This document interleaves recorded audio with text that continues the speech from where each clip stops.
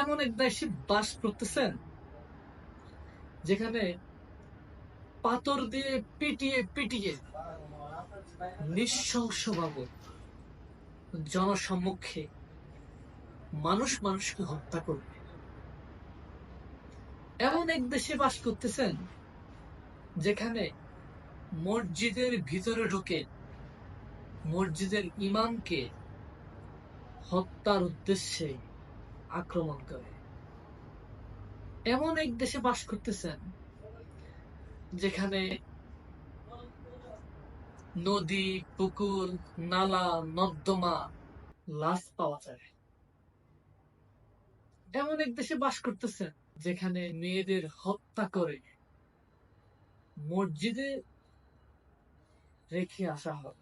এটা কি হত্যাযজ্ঞের মহোৎসবের সময়, যেখানে হত্যা না করলে মনে হয় যেন অপূর্ণতাই থেকে যায়। আর হ্যাঁ, এটাই বর্তমান বাংলাদেশের চিত্র, যেখানে দিনে দুপুরে রাতে খুন, দর্শন, রাহাজানি, লুটপাট, চাঁদাবাজি চলছে।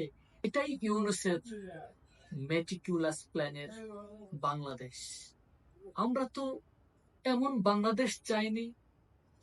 আমাদের পূর্বপুরুষ যারা এ দেশকে স্বাধীন করেছেন, শহীদ হয়েছে,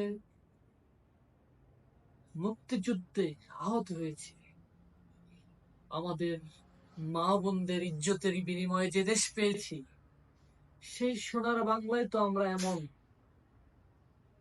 মবের উৎসব চাইনি। তাহলে এই সোনার বাংলাকে যারা মবের বাংলা করেছে, তারা কাদের এজেন্ডা বাস্তবায়ন করছে? এই প্রশ্ন রেখে গেলাম আপনাদের কাছে।